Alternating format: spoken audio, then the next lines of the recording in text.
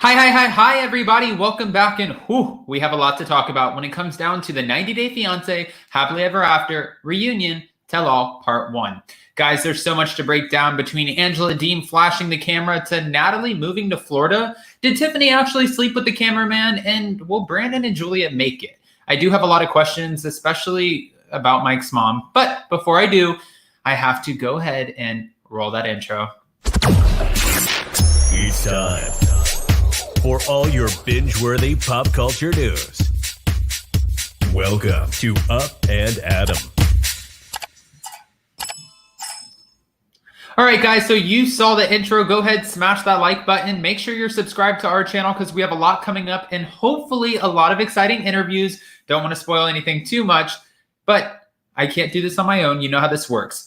I dropped the StreamYard link in there for you guys in the live chat. I also pinned it on the messages, so if you'd like to, you're more than welcome to join in the conversation. We already have our K1 Visa rep in the room now.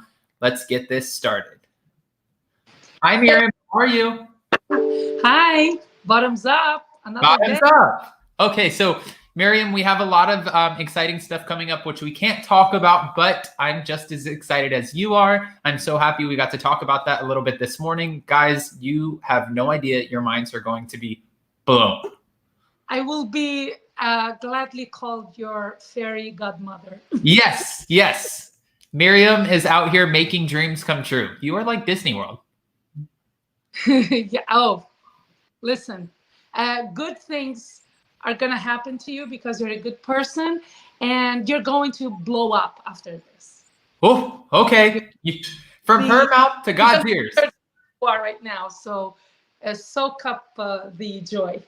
All right. Well, I guess, it's hard not to talk about this, but we can't. So I guess let's get back to 90-Day Fiance.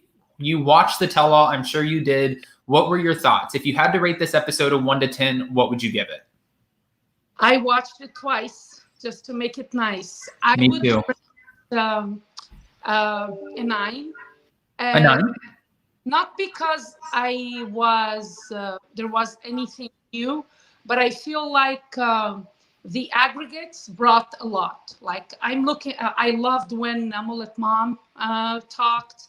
I loved when Ronald's mom talked.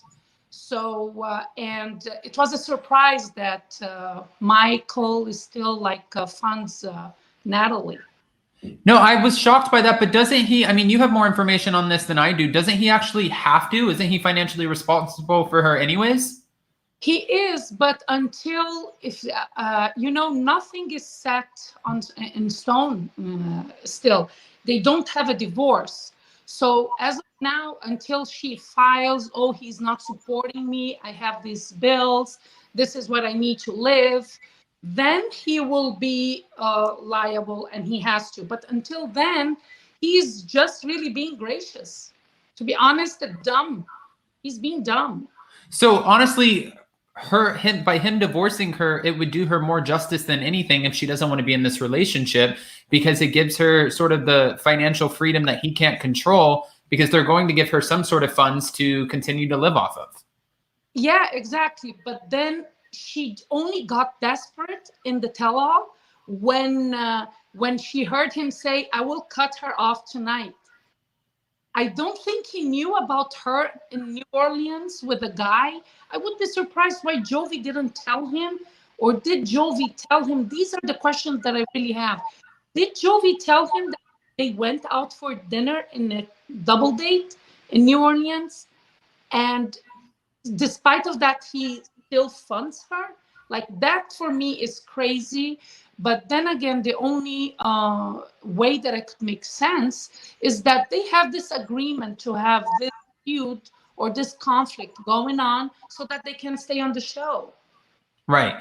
Well, and just to be fair, she was just the other day, I was at Juno Beach and she was filming at Juno Beach. She still is very much so in Florida. This was caught on film a week ago. So she's filming for some sort of show now. I'm sure it's The Single Life. I think both of them will be featured in The Single Life. Oh, I hope not. No, unfortunately, that's not what I want. I want her to go back to Kiev, but But unfortunately, she's not. She got what she wanted, and I am so shocked that she doesn't even care. She didn't even tell her mom. Like, who does that? Until Mullet Mom called her out on it. Her mom was oblivious. So Mullet Mom, she was the MVP because she really went there on a mission. She used her real estate time. She said everything she wanted to. And she pointed out that you didn't even tell your mom. Like, why are you here? Like, you have your mother. She's the only family member that you have. So why are you here? And she's there. If you're not married to my son, or if you don't want my son, you should go back, because basically what brought her here was Michael, right? Yeah, and there was a lot of questions. By the way, Susie Gross said Natalie is filming for Single Life. Okay. Yeah. There were a lot of questions, especially by Julia, wanting to know, why are you still here? And it's people like you who give us a bad rep and make it hard for us to actually get the K1 visa. I have more questions about that. But before I do, I also have dear Dana in the room. So I'm going to go ahead and bring her up. Dana, when I do, I want you to rate this episode from a 1 to a 10 and tell us why. And also, guys, if you haven't already, go ahead and smash that like button. Let's get 100 in the room, then 200, then 300. Let's just build this. All right. Hi, Dana. Hey, how are you guys doing? Good. How are you? I'm good today, thanks. All right. All right. Did you watch the episode? Yes, I did. Okay, 1 to 10. 7. Why? Because short of Angela trying to flash her boobs, which was, Maury Povich move, which we've known she's been on one of those shows before, it was sort of lackluster because anything we saw, we expected. Right. So, oh no, go ahead. There was no real surprise there. Right. And, it's kind of interesting watching these cast members become more and more seasoned as they continue to come into these reunions, because it's like they know in order to come on to another season, the claws have to come out and they get ready. Like, they're like, who are we going to fight with today? Jovi was very opinionated. Julia came right out of the gate. She was questioning Mike and Natalie. Well, technically Natalie. Since we're on Mike and Natalie right now, I do want to bring this up. Oh, hey, Natalie. Natalie showed up. She looked beautiful. I thought she looked great, but she did kind of sound like she was talking in circles a little bit. Like I just said, she's in Juno Beach. She's literally 3 minutes away from where I'm at. So I'm wondering if I'm going to run into her. Who knows? But she's over here filming something. Susie Gross said it's the Single Life. What are your opinions on this relationship? And do you think that they will ever get back together or no? I think that initially their attraction from a distance was real. I feel like when he went over there was something. But, truly, I feel like he thought, ooh, I'm going to get a foreign girl, sort of like a blow-up doll. That he would be able to invest a little money, bring her over here, tell her what to do. Right. And he didn't expect her to have such strong opinions. And then she came over here very opinionated when she'd already thrown the ring at him. And let's be honest, when she came over here, he was sort of ice cold. He didn't plan anything, didn't have any foods in the house that she would like. He was sort of talking down to her. And it was kind of like, hey, here it is, like it or lump it. Yeah, no, I agree with that. And I want to, while we're talking about Mike and Natalie, I want to bring it back to you for a second, Miriam. Julia was telling Natalie that she's the reason that, or why people who come over here on a K1 visa have a bad rap. And she said, she said that, why didn't you get a K2, K3, K4, K5? Did those even exist? No, they don't. Maybe they do. I'm not an expert in that. That is the only time that I agreed with Julia, because the rest, she was arrogant and rude as well. But since we're talking about Natalie, that's exactly true. And I said this before. It's people like her that give us a bad rap. Like, it's true, now I'm divorced, but I lived 13 years and I have 3 kids from that same man. So I didn't come here because I just wanted to come here. And I agree with Dana that at the beginning it was true, but it was true for very different reasons, because now when we look at hindsight, we can understand where she comes from more. Michael, yes, he was totally in love with her. The chemistry was there. We could feel it. when we were watching them. But all she wanted there was to have a child. Remember, she tried to have a baby with him even before because she wanted to hook him up. She just wanted to trap him. And when she came here, yes, he was cold. Yeah, he didn't do anything extra. But then again, she knew where he lived. I don't think it was a secret that he lives in the woods. And there were like conflicts leading up to her coming here. Remember, she threw the ring in his face before he left. So whatever he did here, I think he still resented her. But yes, I feel like if she was true that she came here because of Michael, when Michael is not there anymore and she doesn't even have a work visa, there's no reason for her to be here. If I were, I get it. She wants to, since she's here, she wants to make the best out of it. But it's obvious that she was with Michael just to get here. She begged him to marry her even when he called her off. If she had an ounce of dignity, she would have left then. Okay. But she wanted to be here, and that was her goal all along. And she is here. She achieved her goal. Okay. Evelyn said, don't care for Natalie, but they all ganged up on her. They have issues within their own relationships. And then Amira said Natalie wanted only one thing all along, green card. So in a way, it's not wrong that she was maybe called okay. I didn't see the rest of that. Amira, you got me. But I do want to ask before we move on to the next couple, she obviously met up with this mystery man in New Orleans with Yara and Jovi, and they said, why don't you talk about it? Yara said that she asked Natalie about it and she kind of talked around in circles. And then she said, how do you know this man isn't gay? Well, you didn't confirm that he was. So really, do you think this could have been maybe a date? Or do you think that, no, she was just out on the town with a friend and girls and guys can be friends? Well, just like Yara said, she gave her a non-answer answer. She's never assertive about anything that's asked to her. I would think she's trying to date, and I wouldn't be shocked if that dinner is featured in the Single Life. Okay. Listen, but like I really, of course, I'm not saying that Yara and Jovi are in it, because Jovi, he really came for her. I feel like he had Mike's back. And to that person that said all she wanted is the green card, true. All I wanted at the beginning was to get the green card. You know why? So that I could get a driver's license and I would be allowed to leave the country to go visit my family. So everything can be true, but for different reasons. She wants the green card, and now she knows that he's liable for he's responsible financially, and she is milking it. And I just don't understand why he doesn't have it on paper. Okay, so this is what I need to give you, but don't give her a credit card. And right. The card he called, like, how dumb is that? I wouldn't give her a credit card. I don't. But everybody's making Mike look like a victim, and I don't think he is.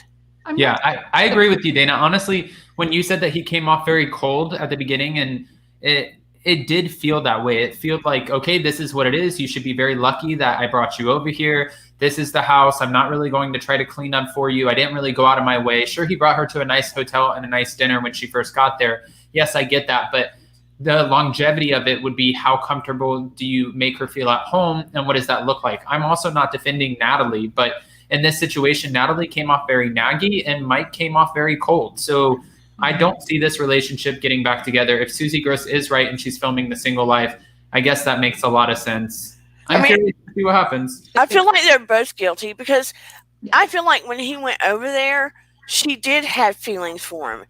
And I feel like he didn't want to bend on anything. Right. I mean, her mom was lovely. Well, speaking, though, of not bending on anything, there's another couple here that I want to touch on really quick, because there was a rumor, and one of the members of this couple, one partner, did not come to play. He threw Tiffany under the bus and said that she was allegedly hooking up with the cameraman, Ronald. Okay. Did you say that? Or huh? I think the promo made us conclude that, but when you watch it in its entirety, he just said that yeah, if you're friendly with someone else more than you're friendly with me, I will have a problem with that. I don't think he was accusing her of having an affair. I really don't. But the promo made us think that. See, I feel like though in the back of his mind, he does have questions, but there's a few things that I didn't get here. One was him saying that, Tiffany couldn't, she's not going to leave the country with his kids again. And then look, that's exactly what happened. And then two, this relationship seems very off. And I think it's because of the fact that they come from different cultures. And he's like, I'm a man, you are a woman, shut your mouth. Like I run this roost. Yeah, I run this roost and I'm going to do, the manly things and you will take care of the kids. And she is not cut from that cloth. She's like, no, I need a partner, a best friend, somebody who's going to also cook and clean, also wipe the babies, and do all of these things too. This relationship just seems very off and I don't see it getting fixed. I'm just curious if he does end up, getting approved for the K-1 visa to come over to the United States. He was approved? He was approved. She just needs to file paper, the taxes. No, so do you think she'll bring him over here? I think so. I think this is another case of Mike and Natalie. I'm not portraying Mike to be this prey, this victim. No, I feel that both of them are doing this, are in it to be on the show. And the same thing with, with Donald and Tiffany, there are kids involved. Right. So I still believe that there are feelings there. But if it wasn't for the kids, they wouldn't be together. So they said that. She just needs to file the taxes, like finish filing the paperwork, and he can come. And he called her out on that. That was the biggest revelation, to be honest. That not only that the promo led us think that he was accusing her of having an affair, which wasn't, but that he's approved. He's just not here because she didn't file the paperwork. She just need the approval is there, but you need to file the paper so that they let him come in. Right. The Vegas girl, thank you so much for the super sticker. Susie Gross said he's not providing. Amira said Ronald is chauvinist. Okay. He is. Mel MC said Tiff and Ron are no longer together. She said so on Instagram. And then Barbara Romeo said she never filed for the visa. Joanne said Tiffany is tough. Ronald has come a long way. A nice home, filled the fridge. How about, help build a room and loves Daniel a lot more than some men. Okay. Okay. Oh, honey. Mm. Mm-hmm. Well, go ahead, Dana. I'm sorry. I didn't mean you go ahead. No, you go ahead. As a therapist, when I look at Ronald, I see strongly the potential for his anger to go too far. I think I can agree to that. After watching him on the show, it looked like had the cameras not have been there, that could have been a totally different outcome. And when him speaking about, I'm going to keep the kids and she won't take them, for number one, the son's not legally his. Right. And for someone to say that, he would use the children as a pawn. All men does. Yeah. And initially when him giving the baby a plastic bag. Yeah. And he won't wipe the baby's behind because she's a girl. So he won't change the diaper. There's a lot of things. There's a lot of reasons here where you could look at it and be like, no. It's a scary nightmare waiting to happen. Yeah. Best thing she could do is leave him there. And first of all, he never wanted to come to America anyway. Yeah. Yes. Okay. Okay. He would end up in jail quicker than you could blink. Oh. But here's the thing. You're the expert. Of course, your opinion here should weigh way more than mine, but I'm talking as a viewer. I don't think he would get violent because he never went to jail because he was violent. And when he was really upset, he walked away. I feel like he talks. He's a dog that barks, and he needs definitely therapy. And he needs a partner that believes in him more, not all the time just waiting for him to fail, knowing that he doesn't have the tools or the ability to succeed. Go ahead. Oh, I was just going to say, just to be fair, to piggyback off that, my sister at one point was in an abusive relationship with this guy who was a golfer, and he looked very polished. He'd never been to jail. And when we would see him, he was very friendly, nice. He seemed like the nicest man ever. And then when they would go home, he had a short fuse. And then one time she came over to the house with a black eye and tried to tell my parents that it was one thing. And then my parents caught them arguing because she accidentally butt dialed them. So then they found out that is not what's going on. And they got her out of that relationship. And he had never been to jail. So I'm not buying that part. No, and she has a tendency to poke the bear. Right. Yes. She provokes. She knows how to get a reaction from him. And that's what she did in their last argument. Is she could have just like, you know what? Let's enjoy the night. She had a way. I'm not blaming her, but I'm saying, and I'm not saying that he is like a hunky dory. I can't think of another thing. I'm not saying that, but my point is, as of now, I can't say he is violent because I haven't seen that side of him. I think everybody can get violent at some point. We've seen people on shows become violent when they were the last people that we thought they would be violent. So we were taken back by that. There is a possibility, but I feel like even him giving a plastic bag to his daughter, that was extremely irresponsible. But believe me, it's really ignorance. I was born in a country that they would give a plastic bag to a child to play. And in Lebanon, the same thing. Not because they want to harm the child, it's because they really don't think of the ramifications or the possible threats that child can have. So I really feel like we are applying to him American standards, and he's really from South Africa. But he's also very manipulative. He is and she is, both of them. I feel like they're two peas in a pod. I really feel like they're peas in a pod. So moral of the story is, Tiffany and Ronald, you need to grow the heck up. Yes. You need to go your own ways, babies. Go your own ways. Or All right. More like her poor son. I feel so bad for that kid. Yeah, I know. Everybody loves Daniel. He's such a good kid. I want to talk about the next couple. Before we do, guys, if you haven't already, go ahead, smash that like button, show some love. Brandon and Julia. So Brandon looked really defeated in this episode only because we learned that his dad is ill. And that was a really touching moment. That was terrible. And it was shocking to everybody. Brandon, you can tell, misses his family, misses living on the farm. And Julia is not having it. The only thing she misses about her life on the farm is obviously her dog. So she does not want to move, but also she has a lot of insecurities. And I think we already knew that, but we learned more about it. They touched on it more in this episode when they talk about how jealous she is and how she doesn't want him to have certain friends. Don't bring the friends that are girls around me. She wants Brandon all to herself. That's also a toxic relationship. Oh, yes. She's very insecure. And I want to Brandon to just stand his ground. Like, listen, his parents, at first, I was so weirded by them. But now, to be honest with you, they are relationship goals. His parents, they're always like holding hands. Even they love each other. Like both of them were hugging. I was crying. I was surprised. I wasn't expecting that. And I want just like, life is too short. Just go live close to your dad.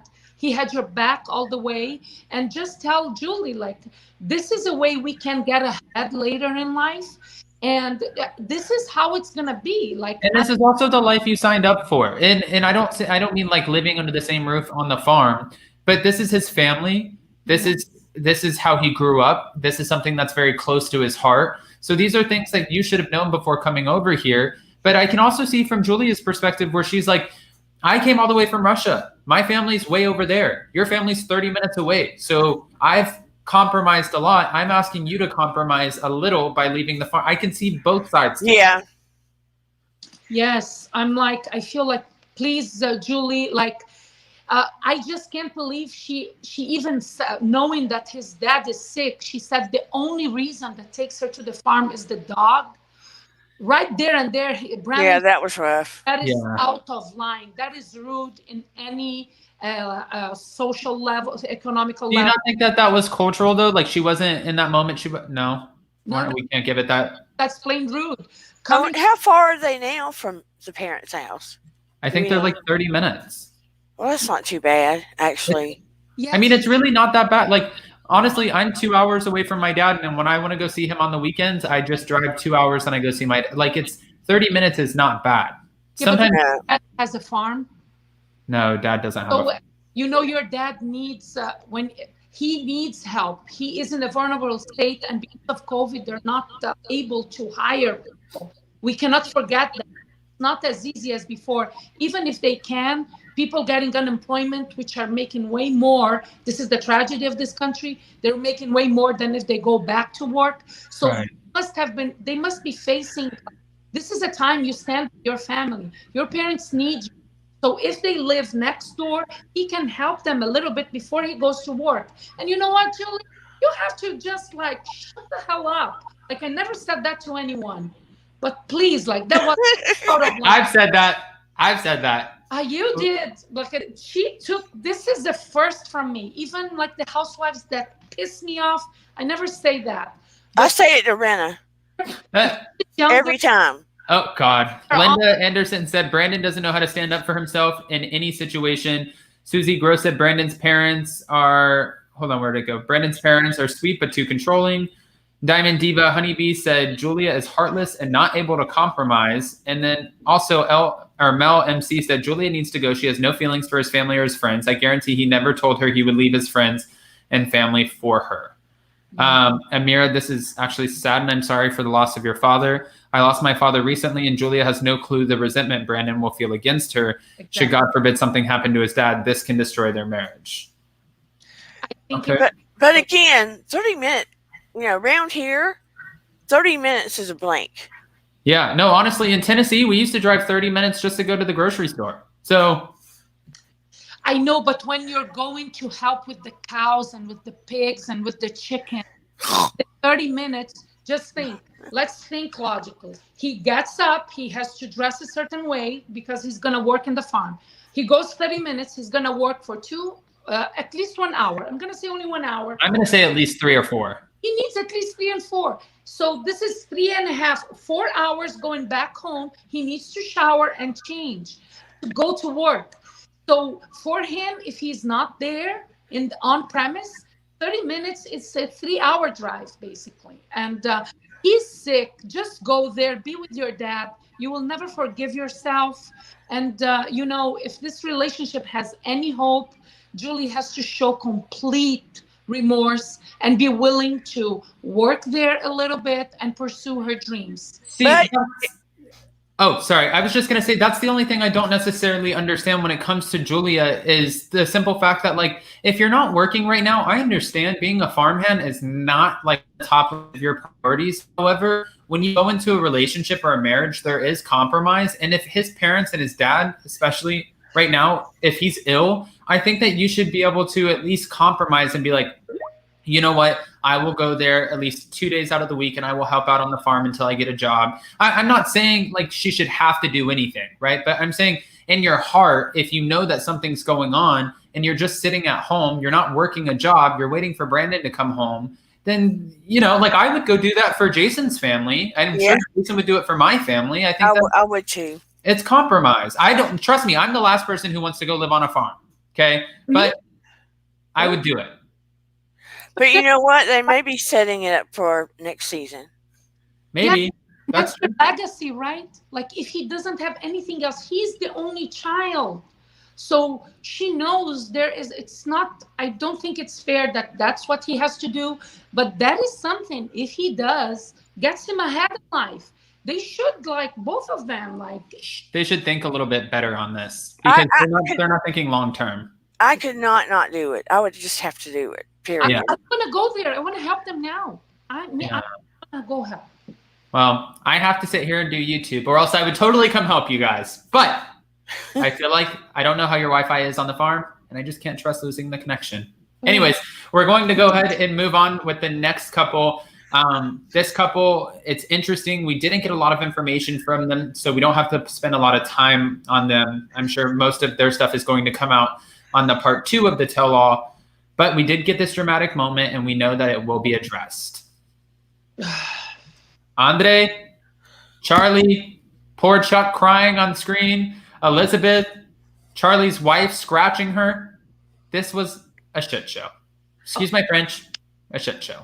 I have to throw a curveball on both of you now. Okay, go ahead. Okay, so you guys were predicting that in like this, Ronald will be violent. So Right. what do you have to say about Andre?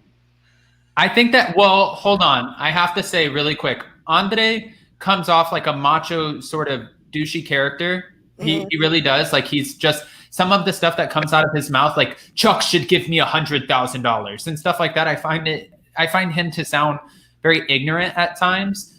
He's a big dude. I would never want that smoke. I wouldn't want to challenge him. But I do feel like Charlie is just like with Tiffany and Ronald, even though this isn't his relationship. He likes to poke the bear. And being the only son, I feel like he has this sort of like, I'm going to be here and I'm going to stand my ground. And, you know, he tries to really put Andre in his place, but Andre is not one to be put in his place. However, do I think he would ever get violent with Elizabeth? Absolutely not. I couldn't see that. I did, and I feel like everybody else can agree to this, I did feel like this moment was going to be coming for a long time. Like, I was just waiting for this to happen.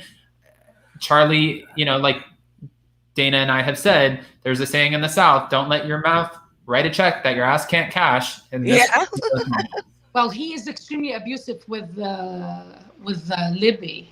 And to be honest with you. What do you mean, mentally, emotionally? Because he's not physically abusive from what we see. We don't know. I mean, we don't know, but we haven't seen it.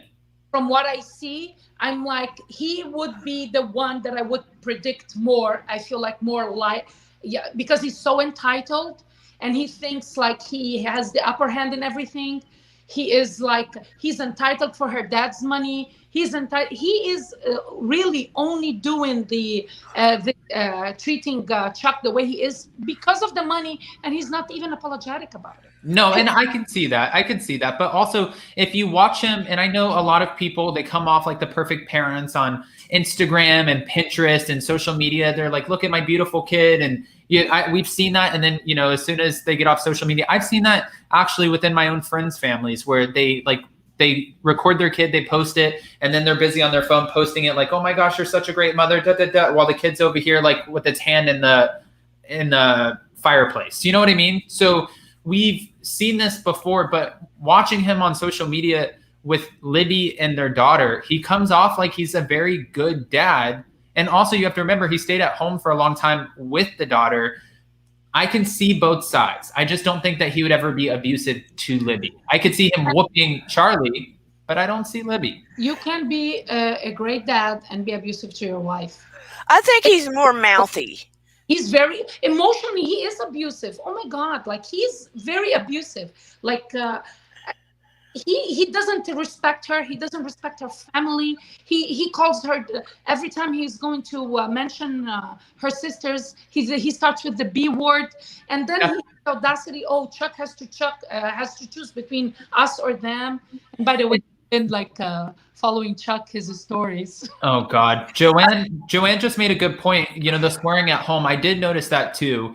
And I always try to kind of put myself in the shoes of like what's going on, just so I could try to understand it the best way possible. And I do play devil's advocate a lot, but there was a time where my brothers and I, we started getting potty mouths from going to school. Public school will do that to you. We would get potty mouths and we would come home and we would get it for doing it. So finally my parents made a rule and they're like, okay, you have to lose the first syllable of whatever cuss word you're saying. So if you guys want to argue or you want to whatever, then do it. So my brothers and I, we'd be like, you're being a real bit, or fuck off, or, you know, and then they were like, okay, this is getting too much. Because you weren't supposed to cuss in the house. And he cusses like a sailor in the house. I think that Charlie and Andre are similar. There are a lot. That's why they bicker a lot. That they see each other. They project off each other. They're very similar. They get puffed up. They're real mouthy. Like little peacocks. They want to have the power. I think they're more ego and mouth than anything. Truly, honestly. Right. I don't see a lot of physical abuse there. I think they're the two guys that go to the bar and drink too much and get rowdy. Right. And, you know, there's a lot of guys out there like that. And yeah, if they're not friends, that's going to be a dynamic that obviously easily clashes, especially when you're tapping into Charlie's money and his inheritance. I can see where he's looking at this like, you mooch, my family does a lot for you. You came here for what reason? I can see all of that. I'm interested to see what the interaction is between Charlie and Andre at the reunion. However, I feel like after he slammed Charlie on the ground once, I don't think he'll be so quick to pop off at the mouth. But he threatened him. Didn't he threaten him in the promo? Did he? Yeah, he goes like, I'm going to do something to you or hit you. No, Andre said, if you get up off that couch and come over for me, I'm going to lay you out, which is, he's just letting him know. Who is he? But that's not his place. That is not his house. But that's unfortunately their dynamic. That has been that they've built this. This is a tumultuous relationship, and it's been built up to this moment. Like, I don't think there's any really going back here. I think he can mend the relationship with the sisters if he stops calling them out of their name and he starts treating them with a little bit more respect. But the way that he's like, I don't want to be around her, I don't want to be around you, Chuck, we need to choose between us and the rest of the family. I think that he's in way over his head. Who does Andre respect other than Chuck's wallet? Can you tell me? He only respects the wallet because Chuck got his share of disrespect from Andre. That's true. But look at this. The dad sees something in Andre. There's a dynamic here that I think part of it is planned, honestly, because they're vying so hard for their own TV show. I think they're going to get it. That I don't believe half of it. Right. To be honest, I think that they have their own conversations behind the scenes and that half of this is phony. I'm going to be honest with you. Yeah, you're right. I agree. I agree with that. I mean, I think a lot of it's pre-produced, but I also feel like a lot of these relationships really like, I think that where there's smoke, there's fire. I think that there's some truth to how much they really despise each other. I think part of that's real. And also, I don't think Chuck is an actor. So I think him crying on camera, I think it just went too far. Yeah, it gets planned, but then it becomes tenuous. Because they are there is that real resentment. Yeah, and there's that real like there's that real, you came to my Moldovan wedding and you showed out. You embarrassed me in front of my friends. You talk at me like I'm some child or like I'm your wife, or you're not saying you should talk to your wife like that, but you talk like the way that they talk to each other, they completely emasculate one another, and they do it in front of the rest of the family. And it's just, I feel like this was, even if it was pre-planned, they were not planning on that. Right. I feel like the sense of entitlement that Libby and Andre have is that you wouldn't be on the show if it wasn't for our relationship. Even, did you see the way that they walked in like they were superstars into the reunion? Like they had their glasses on, they're late, they're like holding the shirts like this, and just oh my god, that there's the dressing room. Needs a separate recap. That was terrible, and they were upset. Oh, I thought we were the last ones. Like they wanted to be the last people to show up. The way they showed up, it's crazy to me. Like they are so off-putting and out of touch. But like, think WWE. Put that in your mind for a minute, and then think of those two. I love Trish Stratus. They would be perfect there. Andre, that's his calling. Hey, listen to Dana. Go to WWE. You have the body. You have. Okay, but it's not that easy to. You can't just like go knock on the door and be like, "Hey, I want to join WWE." Maybe, but he would do it. maybe sign up to be a police officer again, or do something like over here. I don't know. I don't know how good of a realtor he's going to be, but also at the end of the day, of the police officer force there. Yeah, but he wasn't kicked out of the police officer here. He has the past. Yeah, well, remember? I don't know. And also, Linda, I have to say, I don't necessarily, and I love everybody putting in their opinions here because I think it's fun to see how we all kind of think differently or like whatever the case is. But for this, Chuck is to blame for being so weak. I think it's easy to point fingers, but I have to also add, it really kind of annoyed me and sort of pissed me off watching that episode where everyone's like, "This is your fault, Chuck." I'm like, how is it his fault? Charlie walked in and said, "Somebody call the cops." Andre is getting held back by the security guard. The wife is scratching Libby's face. Everybody came in with an attitude, and Chuck just threw a barbecue for everybody to come together and be a family. This is not Chuck's fault. And if I can see where people would be like, well, you're enabling this situation. I think the way he's looking at it is, my daughter, even though I tried to get her to not be with this man, like it or lump it, there is a child now involved. My granddaughter is here. I want to see this work because we're already way too far in over our heads. So he's not going anywhere. So let me see how I can help them get on their feet and support their family. And I think by doing so, what he knows is his family business, and he wants to teach Andre the ropes. I think Andre is taking advantage of it. And like you said, he likes Chuck's wallet more than anything. But I don't see Chuck coming from a bad place or being the sole person to blame. You know, I'm going to pull a Candace Bassett. Oh, Lord. Here. Oh, God. Why? I feel like it's great. It's lovely that he wants to bring the family together. But there are a few steps skipped. You just, because Andre has problems with everybody. I think he should have assessed who would be the easiest to have they make. You divide and conquer.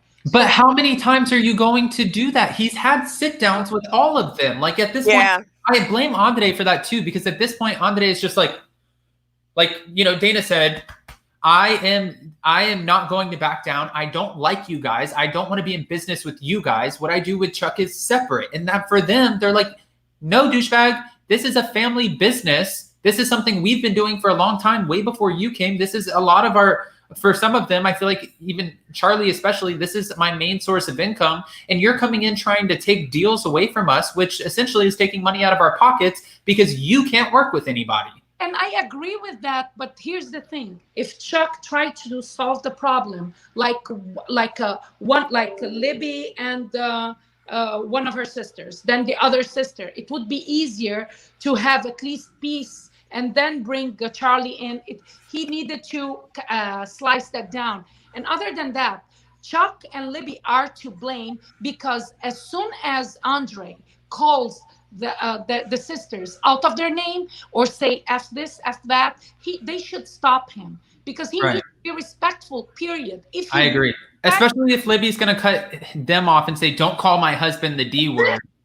I mean, yes, I do agree with that. They're all acting like toddlers, period. Dana, that was the best thing said here. Gene Welsom, thank you so much for the super sticker or super chat. I always get those mixed up, guys. I'm sorry. I love this coverage of 90-Day Reunion, but I want to know how Pops is doing. Yeah. Pops is doing well. He fell out of his bed a couple times the past few days. So my uncle said that that's a lot of weight to pick up. And now they're getting him a new chair to sleep in, so that doesn't happen again. He sits outside. He feeds his birds. He stares at the alligators. He practically is living his best swamp people life.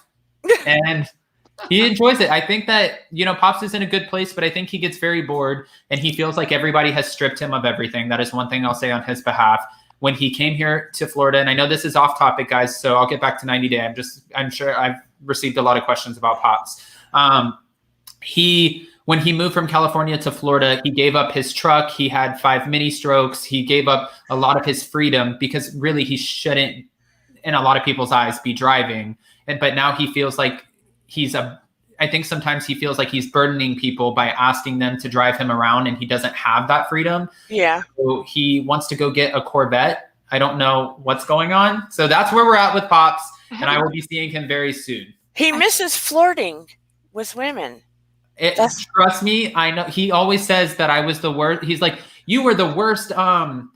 What is it called? Wingman. He always says you were the worst wingman ever, and you kicked me off YouTube. I'm like, Pops, I didn't kick you off YouTube. He's like, yes, you did. And I'm like, no, I didn't, Pops. There's just certain things that we can talk about and that we can't. And also, the more that we grow every day, we add to our community, and there are certain things that we don't want to have on the channel. So I have a question and a suggestion. Yeah.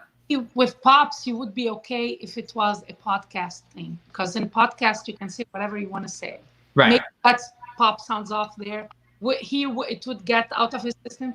But my question for you is, in the township that he's living at, isn't there like a senior community where they have the bus that picks him up just to go spend time with people his age? He doesn't want to hang out with people his age. That's the thing. He does not want to hang out with people his age. He wants to hang out with people 20 in their 20s and 30s. Like, Pops has a young soul there. There's a woman next door, and she's this pretty older woman. She's an elderly woman who lost her husband. She's deathly afraid of COVID. So when she comes out, she's like in a hazmat suit to grab her trash can and bring it back in. And Pops is outside, knows the times that she comes out, and he's like, hey. And she's like, back up.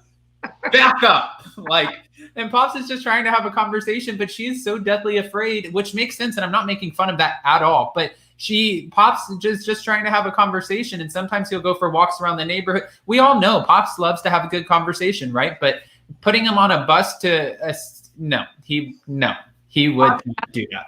Put him in the podcast. Yeah, he needs a podcast, not a bus. We also have a good friend, Gelsey, who was in Cirque du Soleil, and now she's performing for Disney for the Avengers. She's a stunt woman, and she does a lot. And she hit it off with Pops, and now she and him email back and forth every week. She's beautiful. She just celebrated her 30th birthday, and she's always like, "How's Pops?" And then when I go around Pops, he's like, "Where's Gelsey at?" I'm like, "She lives in California, Pops." And he's like, "Well, is she looking for an older man?" I'm like, "I don't think so, Pops. I don't think so." Hey, listen, he still got it. I hope I still got it at that age, you know? All right. Well, getting back to it, Pops is so young at heart. Yes, I agree. Let's get back to the rest of the couples because I'm done talking about Libby and Andre. I think we can all agree to that. There's one main couple that we have to bring up. If you haven't already, go ahead, smash that like button. Let's talk about Angela. Oh, Lord have mercy. Okay, I saw some shady comment, and it was a meme because if you noticed, her and Skyla had the same pony on top of their head, and somebody asked, was there a BOGO sale, a buy one, get one free sale at the dollar store for extensions? I was like, you guys are shady as hell.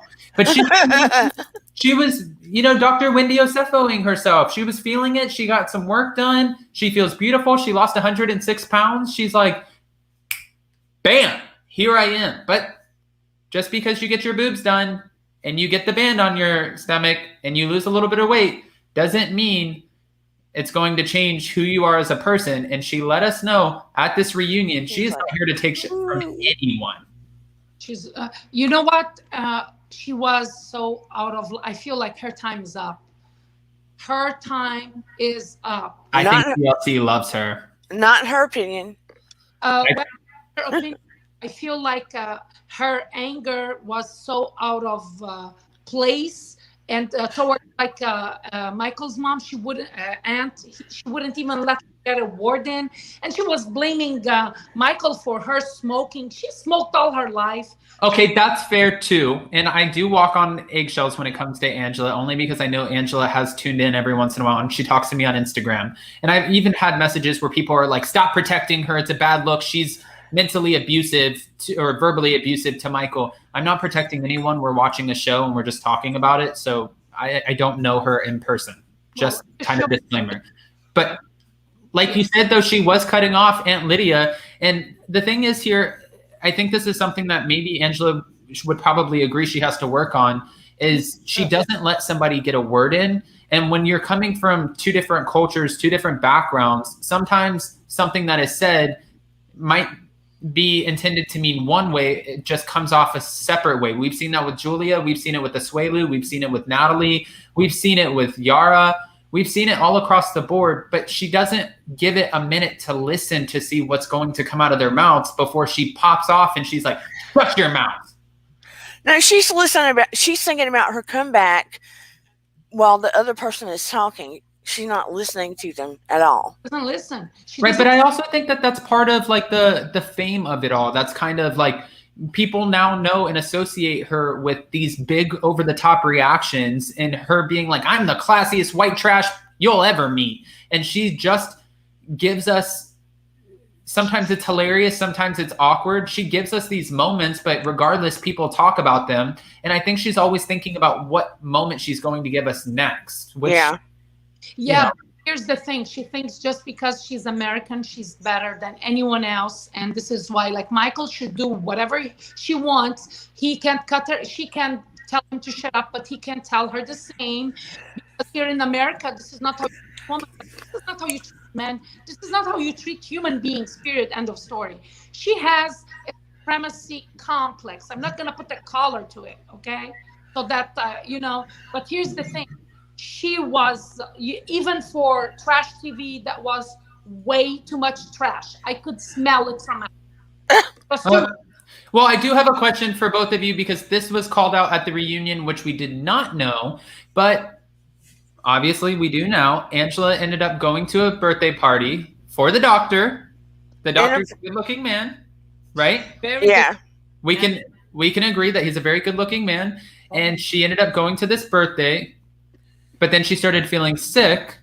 So instead of the doctor calling an Uber for her or Skyla taking her home, she wanted Skyla to stay back and enjoy the party That's a lie. while the doctor took her back to the hotel room. I don't believe it for a second. First of all, my mom is getting sick. I can't have fun and stay behind in a party. And that's not how Skyla comes off.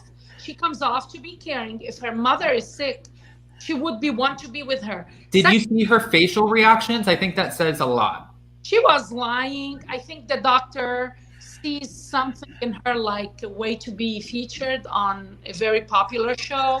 It would boost up his business. He's easy looking. But he's a plastic surgeon in Beverly Hills. Like, to be fair, I'm sure he does fine anyways. But, you know, Skyla's reactions the whole time, she's like, it's a lie. She was lying. She was lying about her illness, just like as he lies that Michael is the reason she smokes.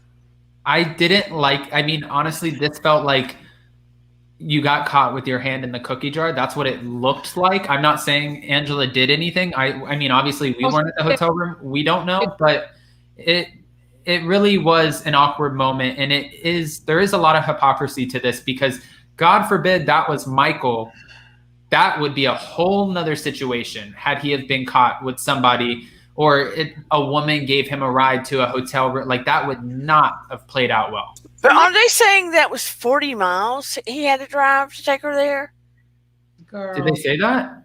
Girl, you think that happened because I mean, I saw that somewhere and I thought that's ridiculous because it would have been 80 miles total. I don't believe that. No, I don't think the 40 miles thing would be true because if they flew in for a birthday party in Los Angeles, then I think that they would have probably just gotten a hotel that would be close to wherever the birthday party would be if that is the reason that you're going. Now, he potentially took her. Do I believe anything went on? Absolutely not, because it's against doctor-patient relationship. But I'm not buying that. There's a lot of, like, that's like a doctor-patient. I mean, hello, Bill Aiden from the Real Housewives of New Jersey. Doctor-patient? Why did he invite her to his birthday? Yeah, good point. Listen, and also, was she only there because she just got the new boobs done? So he was the one doing the boobs. So before he did them, he ended up inviting her to a birthday party? Listen, we know how Angela, she's a cougar. The minute she saw that fine doctor. Yeah, but for him to hook up with her. Well, you know, stranger things have happened, but this is the thing. Even though he's a plastic surgeon, he can, he can make way more if he gets more exposure. Like, who said that he's content with whatever wealth he has? Maybe he wants more. I feel like both of them have to gain here. That's why he's engaging with her. Because if it was really a serious doctor, the moment she was flirting with him during the consultation, consultation should have stopped. Yeah. She was flirting with him, and the fact that there are cameras there is even worse for him. So now every woman that goes there can flirt with him. Do we know he's a real doctor? We need to look at his credentials. No, they're saying in the chat that he was also the doctor who dealt with the Gorilla Glue girl. There you go. I'm like, are we shocked that this is the doctor that she found? I feel like that's so hypocritical from her, and that was a lie. I don't believe it for a second. It just all seems inappropriate to me. Very appropriate. That's the best case scenario. Okay. I want to also switch gears really quick because we're approaching our hour. Again, guys, if you haven't, smash that like button. But there's another couple that we haven't touched on. There's actually two couples. Yara and Joby, we didn't get much from this episode, so we're going to wait until next week to talk about them. But Kalani and Asuelu, Kalani knows in her mind, she's like, I've done this. This isn't my first rodeo. I'm sure that they're going to bring out Asuelu's mom and Tammy. And sure enough, they are coming. So I'm going to beat you up. We'll be showing up and showing out at the reunion. And she even talks across the room at Yar and says, I will beat you up too. Angela is the first one to tell everybody to shut the hell up. Yeah. Where's Angela when Tammy's popping off? Because could you imagine her telling Angela, I will beat you up? I think Angela would lose her job for that. She'd be like, excuse me? Because at the end of the day, you still have you have your roots. You know what I'm saying? Like you have your roots, and certain people are not going to disrespect you, especially on a national platform. Angela has been rewarded for her violent speech. Like she's very abusive. But she's never physically put her hands on anyone. Well, from what we've seen. But she came on someone's face in a reunion, and she's been lucky that everybody that she's really had a disagreement with, they're always on a TV. You know, right. They're not next to her, because the ones next to her, they really get like. Didn't she go off on what's her name? The one with the Moroccan guy, Rebecca. Yeah. She was. Oh yeah. Yeah, but Rebecca didn't want that. Rebecca's very nice and like. She's good. You're good slinging the chicken at the restaurant. You're good. She doesn't want that smoke from Angela because, again, Angela, I feel we've seen it multiple times. We've seen Teresa Giudice on New Jersey. We saw the Monique Candace thing. People, at the end of the day, are still people. So there's certain points that you have, like, to where you can be, or limits that you have that you can be pushed to before finally you're like. Listen, I'm like, I don't know why Angela's is still there.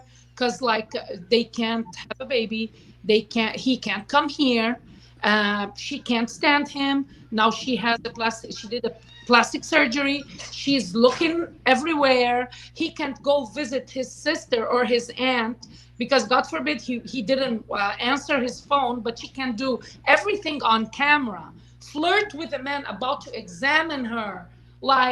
She flashed him. I mean, that's even worse to me. I mean, that was part of it. She had to flash him. That is very disrespectful. Oh my God. Like, if disrespect had the face. Oh, okay. All right. So I wanna wrap up this recap by just asking both of you, and I'll start with you, Dana. What are you interested in seeing most from next week's episode, part 2 of the 90 Day Fiance reunion tell-all? Asuelo and Kalani with Asuelo's family, to be honest. Okay. I could see that. And Miriam, what goes down. Yeah, that's me too. Because Tammy always puts on a good show too. She's always threatening to beat everyone up, and I'm just waiting for somebody. I'm waiting for somebody to Andre her. But I mean, again, I don't condone violence, but you can't just threaten to beat up everyone. Eventually, somebody's going to be like. Is the mama going to be there? The mom's going to be there, Colleen's going to be there, and Tammy's going to be there. They need to, put some sense in their brains. They just don't seem to comprehend anything that's going on. I think what happens is, and I'm only saying this because I've been around the Bravo cameras when they film other shows. So, and I've seen, where people are like, hey, how are you doing? And then, boom, we're rolling. Like, girl! And it's, crazy because the camera's, that it's going to be featured. You're trying to fight for your airtime, you know that you're going to have a moment that's going to be talked about, and then it's going to add to your popularity, whether it's good or bad. People are going to be talking about it. Even, again, I hate, referencing this, but the Candace Monique thing, it was terrible, but it was the main topic for 3 months. Everybody just kept talking about the Candace Monique fight, and it was crazy. And I think that's the only reason, Yara's husband, Joby, piped in about Natalie is trying to seem relevant. You know what I mean? He wanted a moment. Yeah. Yeah. He gave us a moment. His moment came in place.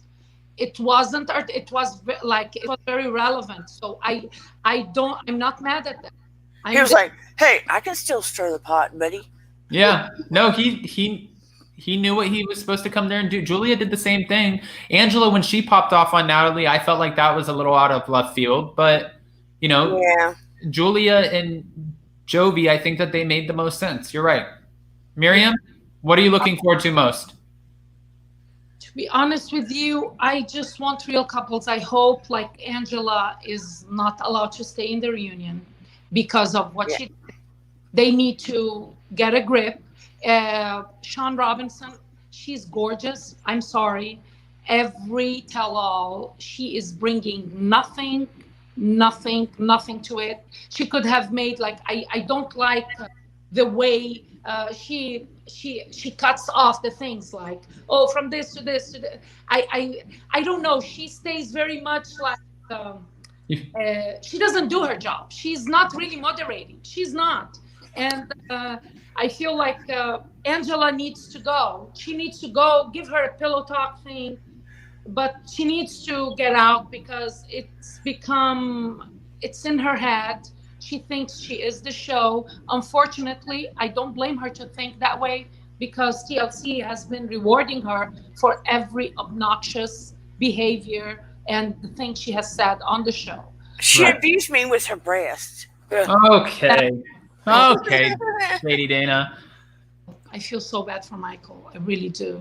All right. Well, there's a lot coming up, so we're going to have to wait and see how that goes. Of course, we'll be back to talk about this next week.